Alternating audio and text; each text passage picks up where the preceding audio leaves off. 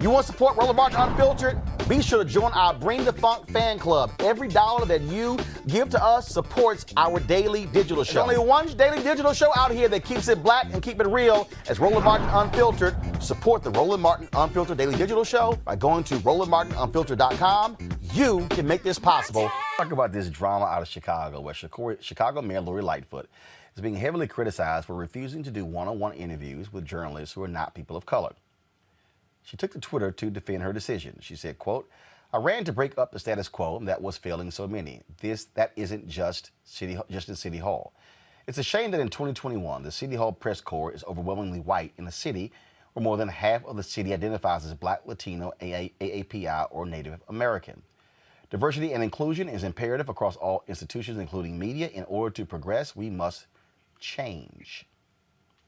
Now, she said, "This is exactly why I'm being intentional about prioritizing media requests from POC reporters on the occasion of the 2-year anniversary of my inauguration as mayor of this great city. This is an imbalance that needs to change. Chicago is a world-class city. Our local media should reflect the multiple cultures that comprise it. We must be intentional about doing better. I believe that when running for office. I stand on this belief now. It's time for the newsrooms to do better and build teams that reflect the makeup of our city." Now, here's what's interesting. Ooh, Lord, white folks been losing their mind.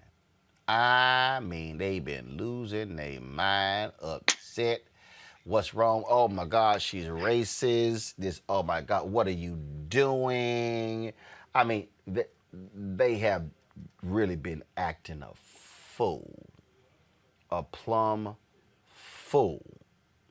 Black media in Chicago released this statement. Yesterday, Mayor Lori Lightfoot stunned the public with an insightful and thought-provoking stance on Chicago media. She provided exclusive interviews to BIPOC media outlets beginning on May 18th as she approaches her midterm.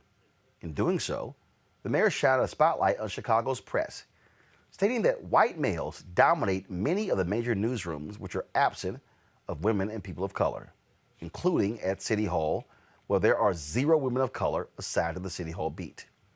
Mayor Lightfoot addressed racism in an unprecedented open letter to the press. As black media owners with independent outlets, we share her concerns. Too often, white media coverage is biased and sometimes racist in its depiction of the black community in Chicago. This is a result of the lack of black, brown, and women representation in our newsrooms and in positions of power, which could help shape the narrative. Black media's vantage point is often different than mainstream. Our niches represent authentic voices of diverse black audiences who are often seen with a stereotypical lens. Too often, white coverage focuses on violence, deprivation, and negative behavior, which represents a small percentage of Chicago's black community, yet dominates news coverage. We recognize that black politicians are held to a different standard. We have witnessed white media's relentless scrutiny of past black politicians like Harold Washington, Eugene Sawyer, Todd Stroger, and more recently, of State's Attorney Kim Foxx. Some of the attacks have been unmerciful, unfair, and yes, even racist. Mayor Lightfoot recognizes a new day should have a new way. We applaud Mayor Lightfoot, Chicago's first black female gay mayor, for standing up to the status quo and recognizing that granting black media with exclusive interviews is customary in the profession of media coverage. As I said, folks have been very upset. There was first of all, I'm sorry. In this era where the streets are filled with Black Lives Matter marches and issues on social justice and equity are the topics of the day, we hope that diversity and inclusion become a part of every media company, from the boardroom to street reporters. Perspective, insights, and opinions of all stripes are important to making the city by the lake with big shoulders work as a global world-class place where all 77 of Chicago communities thrive. At this time, we stand with Mayor Lightfoot as she says sheds the spotlight on major media institutions that shape opinion in our city. We understand the mayor is a public official and is not above reproach, but mayoral coverage should be done without bias and with fairness. The news media is changing right before our very eyes on a daily basis. We're all trying to keep up with the changes and the impact that they bring. While our various audiences share varied opinions of the city, our communities face issues head on with the goal of growing Chicago into a better place for all. The mayor's challenge to the media will help erase stereotypes and move us further from the distinction of being America's most segregated city. We, as black media owners, represent more than 800,000 black Chicagoans. It is contingent on us to join forces with the mayor to challenge inequities in newsrooms and in news coverage. We remain diligent in our task to provide authentic coverage and build wealth for our companies as we raise our voices for social equity for all of Chicago. And signing that particular letter, folks, we should have had those names up, folks. But signing that letter, Tracy Bell, the IBM Company 95.1 FM, Melody Span Cooper, Midway Broadcasting Corporation, WVON and WRLL Radio, Janice and Darrell Garth, Citizen Newspaper Group, Hermine Hartman, Hartman Publishing, Rael Jackson, South Shore Current, Dorothy Lavelle, the Chicago Crusader, Diana Lewis, Real Times Media, the Chicago Defender, Yvette Moyo, South Shore Current, Jamil Muhammad, CROE, Munson Steed, Media Rollout, Carl West, TBT News. Now, see, here's what I find to be real interesting here, and I'm really laughing about this, Michael. There was a Latino reporter for the Chicago Tribune who had an interview, but he declined, saying this was grossly unfair. Mm-hmm. But all these folks are mad and upset at the mayor. But what I find to be interesting is that this ain't new. October 29, 1992. This is the New York Times. Go to my computer. Spike Lee's request, black interviewers only. When Spike Lee was doing Malcolm X, Spike Lee said he would only do newspapers with black journalists. He would only do interviews with journalists, black journalists from newspaper, TV magazines, and TV stations.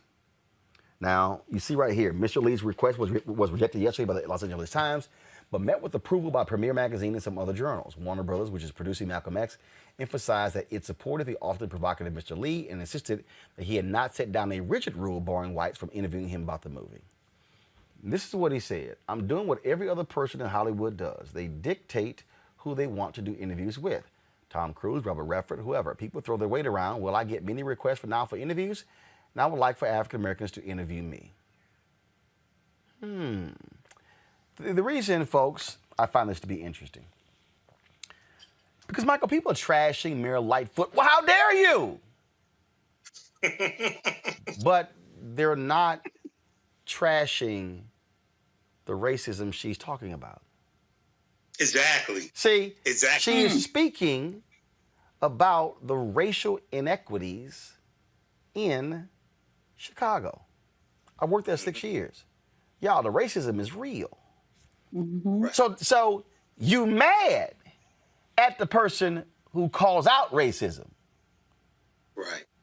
And you mad with her challenging you. And I read a column, somebody wrote, well, she should have went about it a different way. She should have reached out to the media outlets first. Damn that. No. She did exactly what she should have done by saying, y'all have been too white for too long, and somebody is going to expose your nonsense. I'm with 100%. Absolutely. Well, Roland, see, the three past stories that we talked about, the $5 billion for African-American farmers and farmers of color, this story right here, okay, and then Tim Scott and Republicans attacking the $5 billion, they're all connected.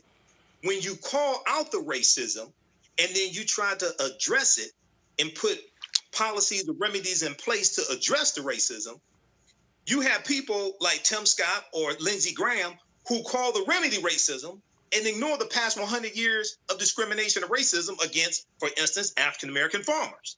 They don't want to deal with why you need the remedy. This is also tied to the anti-lynching bill. Because for them, if Republicans vote to pass an anti-lynching bill, then they got to explain and talk about the history of lynching in this country.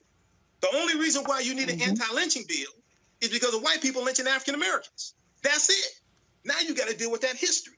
when you try to deal with the remedy using policy to address racism, you have people that want to call the remedy racism. So I agree with what she's doing. May not agree with her other policies, some of her other policies, but I definitely agree with this. And this reminds me of the story that you covered in with Halle Berry, when Halle Berry was at some function and she went out of her way to speak to the African-American journalists and do a quick interview with them. When the white people, her publicists, were telling her, no, we can't do this. She said, no, I can't pass up my brother and my sister. See, so this is powerful. This helps open doors, and this is powerful for African-American owned media as well. So, I agree with her on this. See, the thing here is, again, I get a kick out of these people. Brittany, who, why are you always talking about race? Why racist stuff always happen so I can talk about it? I mean, if you stop doing racist stuff, I stop talking about it. And the thing is, media, and I need people to understand, media hates being called out. See, nobody calls out media. See, you got all these white media institutions love talking about, diversity in this company and what are your numbers? And I never forget, I worked for the Fort Worth Star-Telegram. I was a City Hall reporter. And they wanted me to do a story on procurement for the city of Fort Worth. And I think the woman who I was talking to, I was a procurement officer, she was a diversity person, I can't remember what position was. And I went to her and she said, well, I'll give you the numbers when you give me the diversity supplier development numbers for the Fort Worth Star-Telegram. I was like, I ain't got a damn thing to do with Roland. I'm in the newsroom. So when I came back and I told them, they were pissed. I said, well, y'all, she got a point. I said, who are we to demand diversity from someone else if we don't practice it? And that's the real deal. Media don't like getting called out. That's why they mad at Lori Lightfoot. Yeah, media doesn't like getting called out. And we've seen this time and time again. I feel like media has been able to go, when it comes to dealing with like these racist newsrooms, almost entirely unscathed until recently. And it's about time that we're holding them accountable, just like any other industry. And we know as a country, we absolutely need to address the historical and systemic inequality that journalists and reporters of color face. And I hope with Lori Lightfoot, I like this effort, but I do hope that this is part of a larger, more robust plan, Roland. I mean, I'm excited about the single day event, but I fear that people are going to say it's surface level at best if she doesn't really continue to push forward with this type of behavior. I hope she can make it so that many of those smaller outlets that are owned and operated by publishers and publishing houses of color have equal access to her moving forward. I think it's a step in the right direction. And quite frankly, I don't think we owe any white person or any white media outlet an explanation. The thing here, again, I need people to understand, Bernarda, that you have to force change. Mm-hmm. Yeah, call them out and force it. And to Brittany's point, I think what the mayor should do, she should make sure that her communications people are bringing folks in. I mean, I'll give you an example. Because of the lack of daily news shows, whenever the president would always have these meetings with TV anchors. And it would always be the main networks. It would always be the evening news anchors. And then they added a cable host. And so when I had a Sunday show on TV One, we got invited to a couple of those meetings with President Obama. Then when we had News One Now, I got invited to what we call the big meeting. Then I was invited to one with Vice President Joe Biden, but in the big meeting, and there was always a luncheon that took place before the State of the Union, and they'd be the anchors at ABC, NBC, CBS, CNN, MSNBC, Fox News, and then they started expanding it. Now, but typically it's television. Typically it's just television. Then they add PBS and some others. The Trump folk, I got invited to two of those. That's it. There was only two. I didn't get invited to the other ones. I invited you two. Now, what was interesting is they expanded it further. They brought in some digital folks and others as well. And I got invited. The first one I actually had 2 seats. They actually gave me 2 seats, and I invited Derek McGinty, and it was too funny because I told Derek, say, yo man, we got this thing at the White House. I see you want to go. I got an extra position, and Derek was too funny because he was like, I told him, and so he came, and then he's like, man, you ain't tell me this was one of those off the record meetings with the president. I was like, well, damn it, Derek, did you not read the email? And so we went there, and the reason this is important for people to understand, we got to be at the room. We got to be in the room at the table. See, here you have, and I'm telling you, it wasn't the East Room. It was in the room opposite the East Room. Got this huge long table. And this was under Trump. Under Obama, it was a smaller table. So Trump actually increased the people. I think we probably had about 20 or some odd people who were in there. Under Obama, it may have been 12 or so. So it was in the smaller dining room. And what was interesting about that is, and I'm sitting there and I'm going, now as I'm sitting there, as I'm at the table, I'm thinking, how many times have they had these over the years and wasn't nobody black in the room? See, Max Robinson was the first nightly news anchor at ABC in 1978. He died in 1988. The next black main anchor wasn't until Lester Holt at NBC. You had no black main anchors at any of the other broadcasts or the cable networks. So the reality is, when they had those meetings, there were no black people in the room. I was in the room because at TV One we had a Sunday show, then a daily show, and so one of the things that I said clear to the Biden people, I said once COVID, we get past COVID, and y'all start resuming these meetings, I don't give a damn if I got a digital show at the table. And so this is what Lightfoot is talking about. When you have black anchors at the table, when you have black journalists able to ask questions of the mayor, our perspective is different. We are seeing things in a different way. We're going to ask questions that others are not going to ask. I can tell you, as somebody who sat there, I would sit there and they would be asking questions. They'd be talking about, immigration. They'd be talking about, the same old stuff. I come to the black stuff. If I'm not at the table, Bernardo, ain't no black stuff getting asked. But you got to be in the rooms where the decisions are being made. And that's all across the board when it comes to media, when it comes to news, when it comes to any type of other subject. We have to be in the rooms where the decisions are being made. And the most pressing thing when you're talking about media and the news, you got to think that the news and the media, they have so much of an effect, so much of an impact on society. You're creating the narrative. You're creating images for people to actually follow. You're creating stories. So this is so important for us to be in the room where decisions are being made and have our point of view put on the record. Again, Life was taking a whole lot of heat for it. But here's what I would say to mainstream media. Don't just lighten up. Don't whiten up.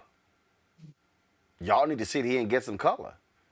You should be examining your newsroom, saying what's going on here, what's happening, what are we dealing with, and this is all over the country, because America is changing, whether y'all like it or not. Folks, back to our Roland Mark Unfiltered video in just one moment. Racial injustice is a scourge on this nation, and the black community has felt it for generations. We have an obligation to do something about it. Whether it's canceling student debt, increasing the minimum wage, or investing in black-owned businesses, the black community deserves so much better. I'm Nina Turner, and I'm running for Congress to do something about it.